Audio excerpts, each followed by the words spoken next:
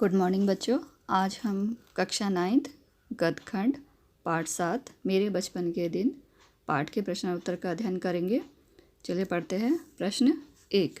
महादेवी वर्मा से पहले उनके परिवार में लड़कियों के साथ कैसा व्यवहार होता था? उनके बाबा ने उनके साथ कैसा व्यवहार किया? उत्तर। महादेवी वर्मा के परिवार में उनके जन्म से पहले लड़कियों के साथ अच्छा व्यवहार नहीं होता था। पिछले 200 वर्षों से तो उनके परिवार में कोई लड़की थी नहीं, क्योंकि उनके पहले यह कुप्रथा थी कि जन्म के समय ही कन्याओं को मार दिया जाता था। महादेवी वर्मा के बाबा ने उनके साथ बहुत अच्छा व्यवहार किया, क्योंकि उन्होंने अपनी कुलदेवी दुर्गा की आराधना के बाद महादेवी को उसके प्रसाद स्वरूप प्राप्त किया था।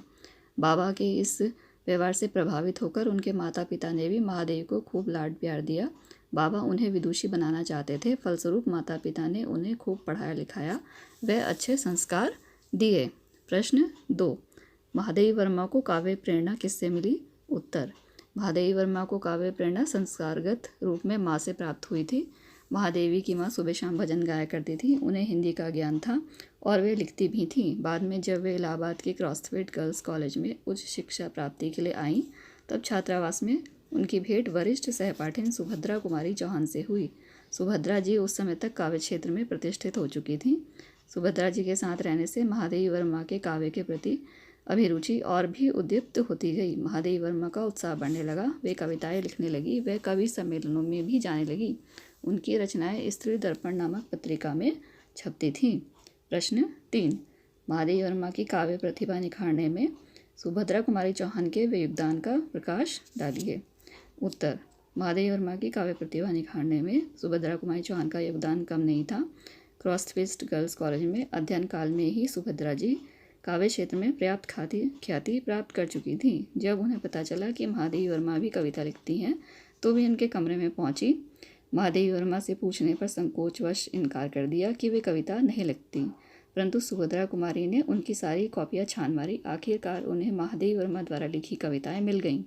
वे उनका हाथ पकड़कर पूरे छात्रावास में सबको बताती फिरी कि यह महादेवी तो कविताएं लिखती है। इस प्रकार उन्होंने महादेवी वर्मा का सारा संकोच एक झटके में दूर कर दिया। फिर तो दोनों साथ साथ तुकबंदी करने लगी और अपनी कविताएं स्त्री दर्पण नामक पत्रिका में छपने के लिए भेजने लगी। महादेवी वर्मा तब कवि सम्मेलनों में भी जाने लगी थीं। प्रश्न 4। स्वतंत्रता आंदोलन को गति प्रदान करने में कवि सम्मेलन के योगदान की चर्चा कीजिए। उत्तर। सन 1927 के आसपास स्वतंत्रता आंदोलन ने जोर पकड़ लिया था। देश को एकता के सूत्र में पिरोने के लिए एक भाषा, स्वभाव, राष्ट्रभाषा की बातें होने लगी थी। राष्ट्रभाषा और संपर्क भाषा के रूप में हिंदी का प्रचार प्रसार कांग्रेस कर रही थी। इसी के अंतर्गत कवि सम्मेलनों का आयोजन किया जाने लगा था, जिसमें हरिगौध, श्रीधर पाठक, रत्नाकर जी जैसे वरिष्ठ राष्ट्रीय कवि अध्यक्षता किया करते थे। हिंदी और स्वदेश के प्रति प्रेम जगाने में इन कवि सम्मेलनों का अविस्मरणीय योगदान रहा। प्रश्न 5।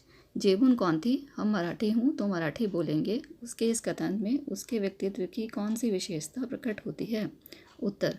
जेबून का पूरा नाम जेबूनिसा था। वह एक सीधी सादी मराठी मुस्लिम कन्या थी।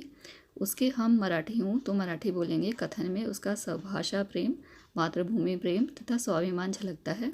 वह विभिन्न भाषा भाषियों के बीच रहकर भी किसी हीन भावना से ग्रस्त नहीं थी, वरन उसमें अपनी भाषा को बोलने के प्रति आत्मगौरव की भावना थी।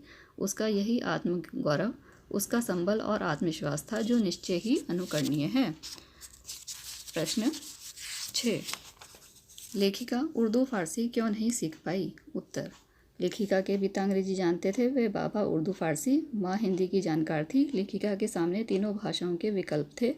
बाबा उन्हें विदुषी बनाना चाहते थे। दूसरी ओर लेखिका को उर्दू फारसी में जरा भी रुचि नहीं थी। अतः जब मौलवी साहब उर्दू पढ़ाने उनके घर आए तो वे चारपाई के नीचे छिप जाती। इस प्रकार लेखिका उर्दू फारसी नहीं सीख पाई। प्रश्न 7।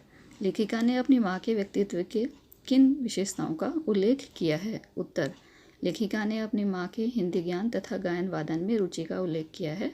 वे हिंदी तथा संस्कृत की ज्ञाता थीं, इसलिए महादेवी पर दोनों भाषाओं का संस्कारगत प्रभाव पड़ा। महादेवी की माता धार्मिक स्वभाव की महिला थी।